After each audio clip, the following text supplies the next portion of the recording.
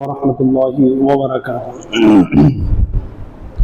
الحمد لله رب العالمين والعاقبة للمتقين والصلاة والسلام على سيد الأنبياء والمرسلين وعلى آله وأصحابه أجمعين، أما بعد، فقد قال الله تبارك وتعالى في القرآن المجيد والفرقان الحميد: فأعوذ بالله من الشيطان الرجيم، بسم الله الرحمن الرحيم. قل هو الله أحد الله الصمد لم يلد ولم يولد ولم يكن له كفوا أحد. صدق الله مولانا العظيم وبلغنا رسوله النبي الأمين الكريم، ونحن على ذلك لمن الشاهدين والشاكرين والحمد لله رب العالمين. تمام تعریف، جملہ حمد و ستائش اللہ سبحانہ و تعالیٰ کے لیے جو ساری کائنات کا روزی رساں ہیں، اسی کے لیے حمد و ثنا ہے، اس کے سوا کوئی عبادت کے لائق نہیں. ساری مخلوق اللہ کی محتاج ہے، اللہ ہر شے سے بے نیاز ہے. رب کائنات کا احسان عظیم ہے کہ اللہ نے ہمیں مسلمان گھر میں پیدا کیا، ایمان کی دولت سے بن مانگے مالا مال کیا، اور دعا کرتے ہیں کہ مولا مرتے دم تک اسلام پر قائم دائم رکھے. ہماری ہدایت کے لیے اللہ نے اپنے پیارے حبیب حضرت محمد صلی اللہ علیہ وسلم کو مبعوث کیا. لاکھوں کروڑوں درود و سلام آقائے دو جہاں محمد عربی صلی اللہ علیہ وسلم پر. معزز حاضرین اکرام، ایمان سب سے بڑی دولت ہے، سب سے بڑا سرمایہ ہے، سب سے بڑا ہیرا ہے جو اللہ نے ہمیں عطا فرمایا، اور دنیا اسی چیز سے ہم کو محروم کرنا چاہتی ہے. رسول اللہ صلی اللہ علیہ وسلم کا قصور کیا تھا؟ ایک خدا کی طرف بلائے اور دعوت حق دیا تو قوم دشمن بن گئی ہر نبی کے ساتھ. تو ایمان یہ انمول نعمت ہے. تو دشمنی یعنی آج بھی اگر ہم روز مرہ کے حالات دیکھیں، پوری دنیا اسلام کی دشمن بنی ہوئی ہے. سبب کیا ہے؟ ایک وحدانیت، ایک خدا کو، رب کائنات کا ہم جو ہے پرچار کرتے ہیں، حقیقی مالک کا اعلان کرتے ہیں. تو اس پر وہ یہ چاہتے ہیں کہ کسی طرح ایمان چھین لے، اور شیطان وعدہ کر کے آیا ہے کسی طریقے سے تمہارا ایمان، بندوں کے ایمان کو چھین لوں گا، آگے سے دائیں سے بائیں سے پیچھے سے انسان کو تیرا نافرمان بناؤں گا. تو معزز حاضرین اکرام، تو سب سے پہلے ہم ایمان کی وجہ سے ہمیں کامیابی ملے گی. اور ایمان کہتے کس کو ہے؟ یقین کو کہتے ہیں. اس بات کا یقین کہ اللہ کے سوا کوئی عبادت کے لائق نہیں، وہ واحد ہے. قل هو اللہ، اے حبیب کہہ دیجئے اللہ ایک ہے. ہم ایک خدا کی بات کرتے ہیں تو وہ ایک ہے. یہ ایک وحدانیت انسان کو اتنا معزز بنا دیتی ہے. تو یہ ایمان تمہیں نجات عطا کرے گا دنیا میں بھی اور آخرت میں بھی. جس کے پاس رائی برابر بھی ایمان نہیں ہوگا وہ ہمیشہ ہمیشہ ہمیشہ کے لیے خسارے میں، نقصان میں ہے، گھاٹے میں ہے. تو ایمان والے ہی کامیاب ہیں. تو مسلمانوں، ہم جس پر ایمان لاتے ہیں اس کا انٹروڈیوس کرا سکتے ہیں. اللہ کے بارے میں ہم کیا جانتے ہیں؟ کسی نوجوان کو پوچھ لیں، کسی بچے سے پوچھ لیں اللہ کے بارے میں، تو کشمکش میں پڑ جاتا ہے، پس و پیش کرتا ہے. تو ایک مسلمان ہونے کی حیثیت سے ہر مومن کو اللہ کے بارے میں مکمل علم ہونا چاہیے. میں کیسے ایمان لاتا ہوں؟ کہا گیا آمنت باللہ کما ہوا باسمائہ وصفاتہ وقبلت جمیع احکامہ. میں ایمان لایا اللہ پر اس کے ناموں اور صفتوں کے ساتھ جیسا بھی وہ ہے، اور میں نے اس کے تمام احکامات کو قبول کر لیے کہ وہ سچ ہے، حق ہے. اسی کو کہتے ہیں ایمان. یقین پختہ کر لینا، میرا رب اس کے نام، اس کے صفات میں وہ جیسا بھی ہے میں اس پر ایمان لایا اور اس کے تمام احکامات کو قبول کر لیا. اس میں تین باتیں ہیں: ایک اللہ کا نام، ایک اللہ کے صفات، اللہ کی ذات، اللہ کے صفات پر ایمان لایا جیسا وہ ہے. اور تیسری بات، اس کے جتنے آرڈرز آئے قرآن کے ذریعے، رسول کے ذریعے، اللہ نے جتنے انفارمیشن حضور کے لیے دیا، امت کو یہ دے دو، امت کو یہ بولو، امت کو یہ کہو، جتنے بھی آرڈرز اللہ نے دیے سارے آرڈرز کو میں قبول کرتا ہوں. اس کا نام ہے ایمان. یقین. اس یقین کے ساتھ قبول کر لیں. تو عزیزان محترم، اللہ کے بارے میں ہمارا کیا تصور ہے؟ چاہے کالج کے بچوں سے پوچھ لے، چاہے اسکول کے بچوں سے پوچھ لے، یا بڑوں سے پوچھ لے، اللہ کے بارے میں ہمارا تصور کیا ہے؟ تو اللہ تبارک و تعالیٰ کے بارے میں ہم کیا سوچتے ہیں، کیسا ہے؟ تو یہ کیسا ہے، ویسا ہے، یہ ساری چیزیں، ایسے سوالات ہی جو شیطانی فتنے، شیطانی جو آزمائش ہیں۔ تو مسند احمد کی حدیث ہے، اللہ کی ذات پر غور کرنے سے منع کر دیا گیا، اللہ کی صفات پر غور کرنے کا حکم دیا گیا۔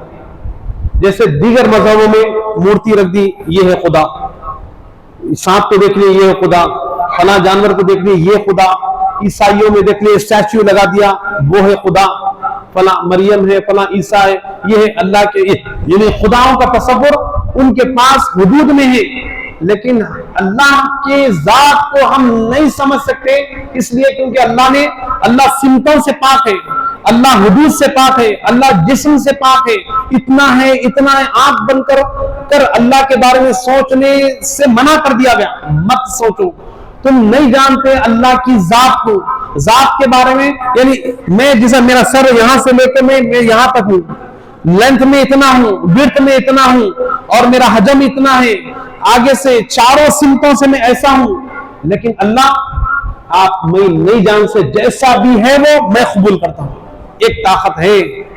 تو آپ یہ چیز کو زندگی بھر نہ بھولے، جس رب کا کلمہ پڑھ رہے ہیں، جس رب کا کلام پڑھ رہے ہیں، جس رب کے بھیجے ہوئے دین کو قبول کر رہے ہیں، وہ رب کیسا ہے؟ تو رب کے جسم اور اس کی ذات کو ہم نہیں دیکھ سکتے، کیونکہ قرآن پاک میں اللہ نے فرمایا لا تدرک الابصار وہو یدرک الابصار، کوئی آنکھ اس کا ادراک نہیں کر سکتی، ہاں وہ سب کو دیکھ سکتا ہے۔ تو اللہ کے بارے میں ہر مسلمان کو کلیئر ہو جانا چاہیے کہ اللہ سبحانہ وتعالیٰ کی ذات کے بارے میں ہمیں سوچنے سے منع کر دیا گیا، حرام ہے، اللہ کے بارے میں آپ مت سوچیں، اللہ کی صفات کو دیکھیں، آپ صفات کا ادراک نہیں کر سکتے، صفات کو سمجھ نہیں سکتے، عقلیں حیران ہو جاتی ہے۔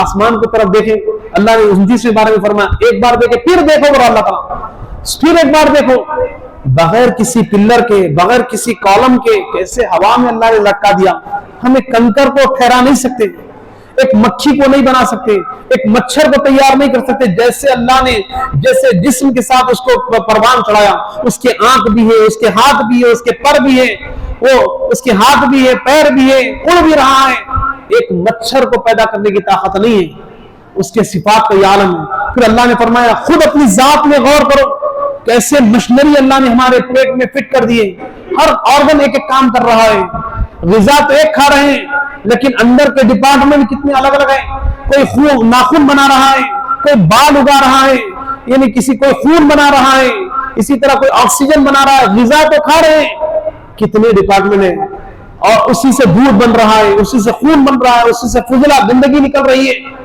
تو عزیزان محترم، اللہ کی کاریگری پر اگر غور کریں، اسی پہ عقل حیران ہو جاتی ہے، اللہ کی ذات پر، اللہ کی ذات جیسی بھی ہے ہم کو ایکسپٹ کرنا ہے، ایک ذات ہے، ایک بڑی طاقت ہے۔ پھر خود اللہ فرما رہا ہے نحن اقرب الیہ من حبل الورید، میں تمہاری رگِ جان سے بھی زیادہ قریب ہوں۔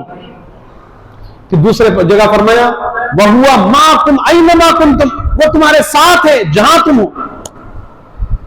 اب یہ ساتھ، یہ موجودگی کو کیسا سمجھیں گے؟ پھر دوسری جگہ فرمایا، اللہ فرمایا اینما تولوا فثم وجہ اللہ، تم جس سن دیکھو اللہ موجود ہے، اللہ واجب الوجود ہے۔ مطلب کیا ہے اس کا؟ اللہ خود سے اس کا وجود ہے، اس کے وجود کا کوئی سبب نہیں ہے، ہم سب کا سبب اللہ ہے، ہم سب کو اللہ نے پیدا کیا، ہم سب ممکن الوجود ہے، اللہ نے ہم کو پیدا فرمایا لیکن اللہ کو کسی نے پیدا نہیں فرمایا۔ اللہ ہمیشہ سے ہے، ہمیشہ رہے گا، کب کہاں یہ سوالات بھی نہیں تھے تب سے ہے اللہ تعالیٰ، تو اللہ ہمیشہ سے ہے، ہمیشہ رہے گا۔ یہ آسمان نہیں تھا، اللہ نے پیدا کیا، پھر نہیں رہے گا۔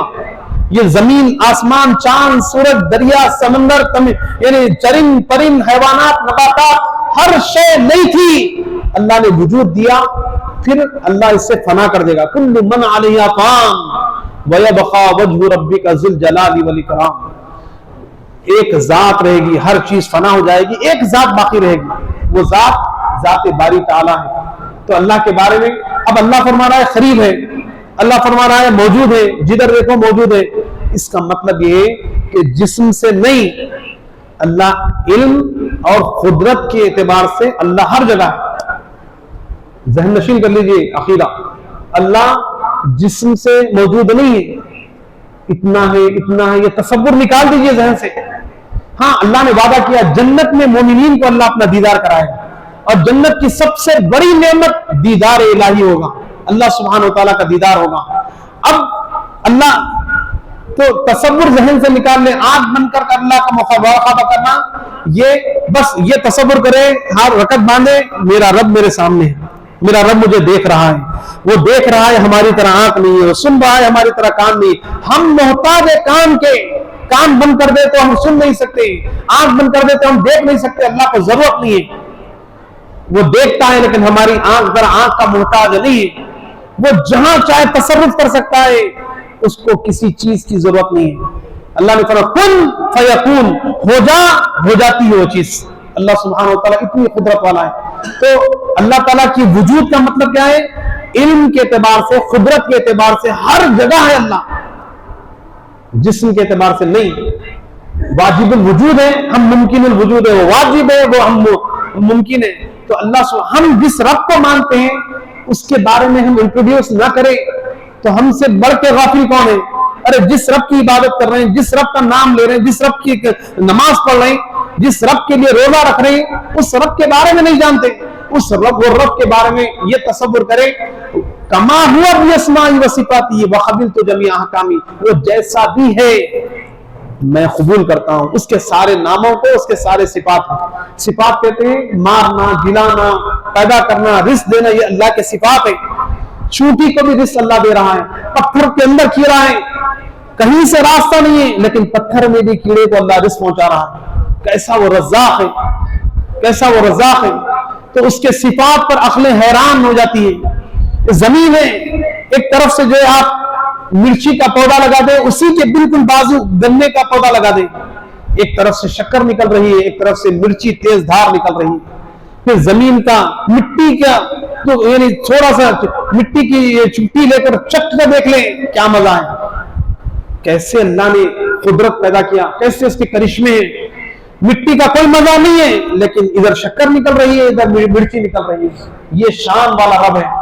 تو رب کا انکار کرنے والے آج بھی یہ دہریے نئے نئے نام سے سوشل میڈیا پہ آ رہے ہیں. کوئی طاقت نہیں ہے, کوئی قوت نہیں ہے. سنیے امام اعظم کے دور میں ایک ایسا ہی بدبخت دہریہ کہہ رہا تھا بس جیسے گھڑی چل رہی ہے, خود بخود آٹومیٹک دنیا چل رہی ہے, بچے پیدا ہو رہے ہیں, سورج نکل رہا ہے, چاند نکل رہا ہے, صبح ہو رہی ہے, شام ہو رہی ہے, یہ سب ایک نظام کے تحت آٹومیٹک چل رہا ہے.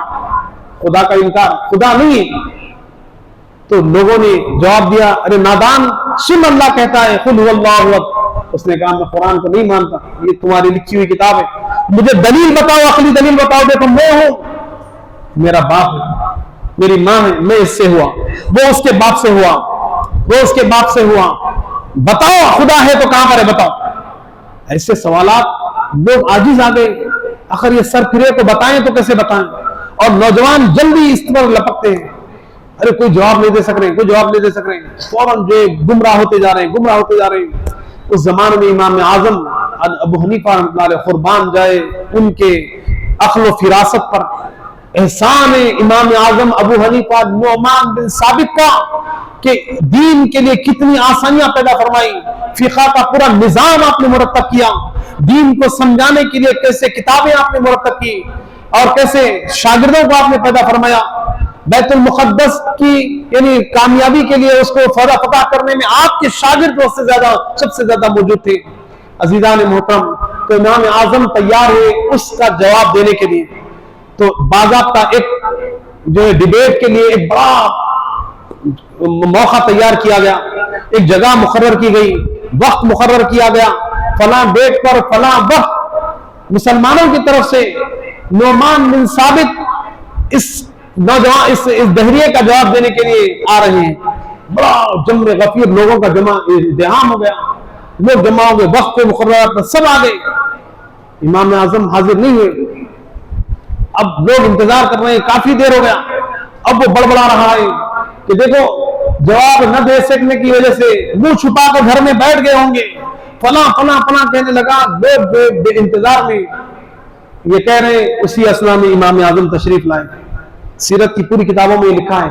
امام اعظم تشریف لائے, لا کر کہا پہلے معذرت کر لی, معافی چاہتا ہوں مجھے تاخیر ہوئی. لیکن تاخیر کوئی بغیر سبب کے نہیں ہے, سبب کی وجہ سے واقعہ یہ ہو گیا کہ میں آ رہا تھا اور دریا سے پار ہونے کے لیے کشتی کا انتظار کر رہا تھا, لیکن کوئی کشتی نہیں تھی. اچانک میری نظر پڑی, ایک درخت گرا, بڑا درخت گرا, اور اس کے جیسے ہی گرا اس کے تختے بننے لگے. بالکل جو تختے بننے لگے اور پھر تختے آپس میں جڑنے لگے, جڑ کر کشتی کی شکل اختیار ہوگی کر لیے. پھر وہ پانی میں کودی اور میں اس پر بیٹھا, بیٹھ کر آ گیا. اب یہ سننا تھا, اس کا غصہ اور اضافہ ہو گیا. کیا ہم کو بیوقوف سمجھتے ہو؟ کیا ہم دیوانے کہ تم جو بولیں گے ہم سن لیں گے؟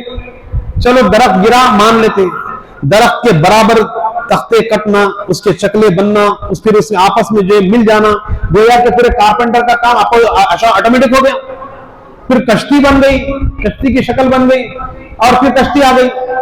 تو امام اعظم نے مسکرا کر کہا میں اس مناظرے کو جیت لیا, میں اس ڈیبیٹ کو جیت لیا.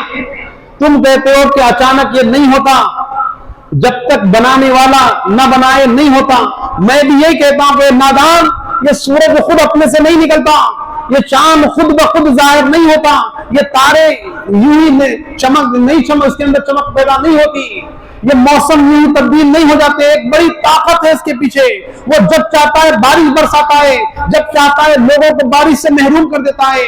ارے نادان, اتنی بات نہیں سمجھ سکتا کہ ایک کشتی خود بخود نہیں بن سکتی تو اتنی بڑی کائنات سے بہت کیسے بن گئی؟ اللہ. جب یہ سننا تھا لوگ نعرے لگانے لگے. جتنے گمراہ ہو گئے تھے تائب ہوئے, وہ خود تائب ہو گیا, اور پھر ایک بڑا فتنہ ٹل گیا. تو پتا چلا ایک بڑی طاقت ہے جو پورا نظام چلا رہی. عزیزان محترم, اللہ بے نیاز ہے.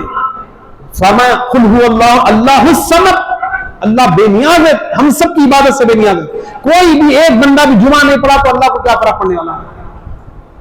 اور پورے کہ پوری دنیا اگر مسلمان ہو جائے, اللہ کی عبادت کرے, تو اللہ کی شان میں کیا اضافہ ہونے والا ہے؟ وہ تو اللہ اکبر ہے, پہلے سے سب سے بڑا ہے. تم عبادت کرو نہ کرو, اللہ بے نیاز ہے. اللہ الصمد, اللہ بے نیاز ہے. کوئی عبادت کرے نہ کرے, اللہ بے نیاز ہے. اللہ تمہاری عبادت کا محتاج نہیں ہے, ہم محتاج ہیں. اللہ نے فرمایا وَلَا تَكُونُوا كَالَّذِينَ نَسُوا اللَّهَ فَأَنسَاهُمْ أَنفُسَهُمْ, تم ان لوگوں کی طرح نہ ہو جاؤ جو اللہ کو بھلا دیے. حقیقت میں اللہ کو نہیں بلائے بلکہ خود کو فراموش کر بیٹھے. تم اپنا نقصان کر لیے. تم سمجھ رہے ہیں کہ جس ڈال پر بیٹھے اس ڈال کو کاٹ رہے ہیں. ارے نادان, اس کو نہیں کاٹ رہا ہے, اس کے ساتھ ساتھ تو اپنے آپ کو ہلاک کرنے کے لیے تیاری کر رہا ہے. تو بھی خود گرے گا جس ڈال کو کاٹ رہا ہے. جس ٹہنی پر تو بیٹھا ہے اگر اسے کاٹے گا تو ضرور تو گرے گا. تو عبادت کر نہ کر, اللہ کو کوئی پرواہ نہیں ہے. اللہ سبحانہ و تعالی ہم سب کی عبادت سے بے نیاز ہے. اللہ تعالیٰ کے تو یہ صفات ہے, رب کائنات کے عقلیں حیران ہو جاتی ہے کہ اللہ نے کتنا بڑا یونیورس پیدا فرمایا.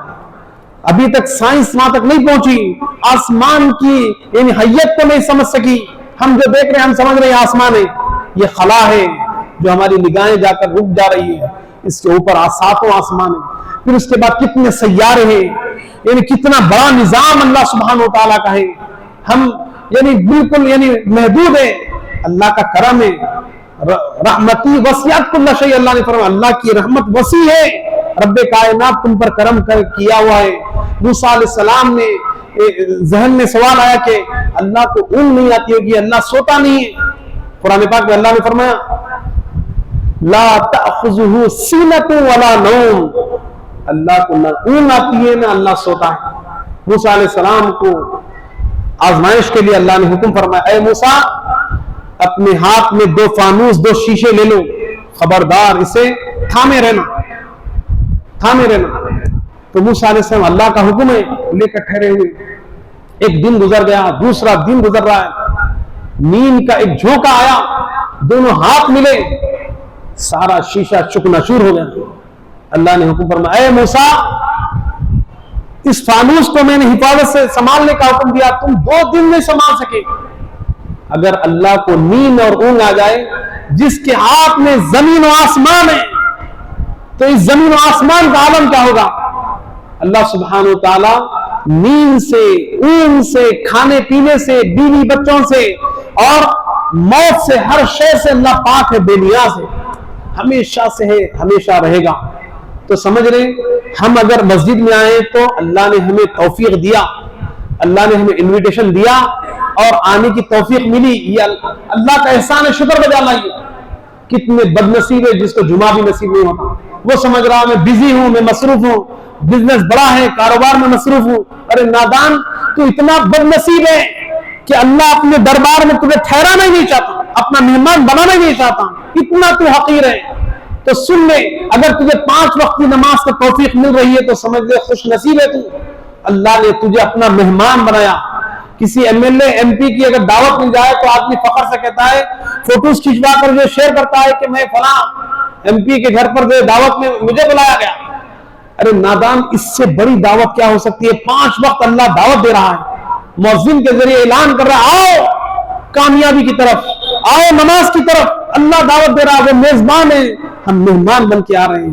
خوش نصیب ہے جس کو نمازوں کی توفیق مل رہی ہے، وہ بد نصیب ہے جس کو اذان تو سن رہے ہیں 5 وقت لیکن توفیق نہیں مل رہی ہے۔ تو یہ نہ سمجھے کہ وہ مصروف ہے، اللہ تجھے چاہتا ہی نہیں ہے، جا جا رہتا رہے، زندگی تو یوں تو کر جائے گی لیکن کیسے خبر کے حالات کا مقابلہ کرے گا؟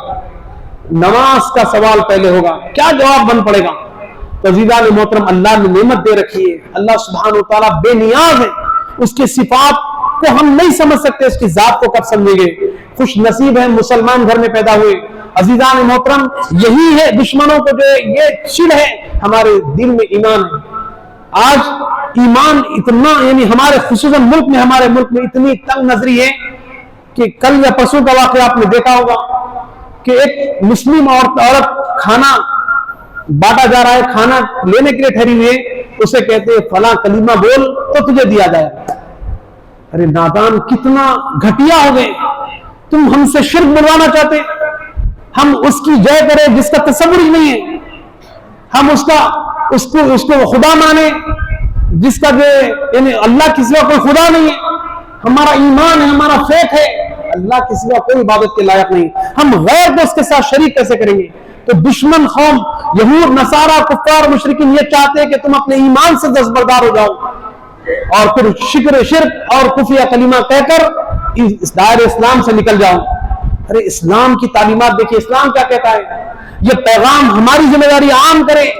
حدیث شریف ہے، حدیث قدسی ہے، اللہ سبحانہ وتعالیٰ ارشاد فرماتا ہے، اللہ کے رسول بیان فرماتے ہیں کہ اللہ کی مخلوق میں سب سے زیادہ اللہ کو وہ بندہ پسند ہے جو اللہ کی مخلوق کو نفع پہنچائے، اللہ کی مخلوق کو فائدہ پہنچائے۔ مخلوق کس کو کہتے ہیں؟ پیدا کی ہوئی چیز۔ خالق پیدا کرنے والا، اللہ خالق ہے۔ اللہ نے کس کو پیدا کیا؟ اللہ کے علاوہ جتنی بھی چیزیں ہیں سب کو اللہ نے پیدا فرمایا، تو اللہ مخلوق کو فائدہ پہنچائے۔ اب یہاں ہندو، مسلم، سکھ، عیسائی، یہودی کسی کا نام نہیں لیا گیا، حتیٰ کہ چرند پرند، حیوانات، نباتات بھی آ گئے۔ ایک پلانٹ کو بھی اگر آپ پانی ڈال رہے ہیں تو مخلوق کی خدمت کرنا ہے۔ اللہ کے پاس وہ معزز ہے، فرمایا اللہ کے پاس سب سے زیادہ پیارا وہ بندہ ہے جو اللہ کی مخلوق کو فائدہ پہنچائے۔ کھانا کھلائے تو کس کے لیے کھلائے؟ اللہ کے لیے۔ یہ نہ دیکھیں یہ ہندو ہے، یہ عیسائی ہے، یہ یہودی ہے، یعنی اللہ کی مخلوق ہے، سب آدم کی اولاد ہے، حوا علیہ السلام کی اولاد ہے، سب کی ماں ایک ہے، سب کا باپ ایک ہے، لیکن چونکہ راستے بدل لیے، لیکن انشاءاللہ راستے پر آئیں گے۔ اللہ کے رسول نے تو ان دشمنوں کو معاف کر دیا جو آپ کو لعان کر دیے۔ فرشتے انتظار میں، اے اللہ کے رسول آپ حکم دیجئے اس بستی کو اجاڑ دیا جائے گا۔ حضور نے درگزر فرما دیا، نہیں یہ نہیں تو ان کی اولاد ایمان لائے گی۔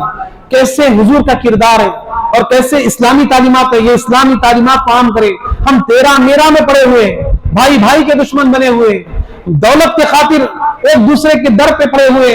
اللہ فرماتا ہے مخلوق میں سب سے زیادہ پیارا اللہ کا وہ بندہ ہے جو مخلوق کو نفع پہنچائے، فائدہ پہنچائے۔ اللہ سے دعا کرتے ہیں کہ مولا کہنے سننے سے زیادہ ہمیں عمل خیر کی توفیق عطا فرما، مولا ہر برائی سے ہماری حفاظت فرما، جب تک زندہ رکھ مولا تیرے اور تیرے حبیب کا وفادار بنا کر زندہ رکھ، جب ہمارا آخر وقت آئے تمہارا خاتمہ ایمان پر فرما۔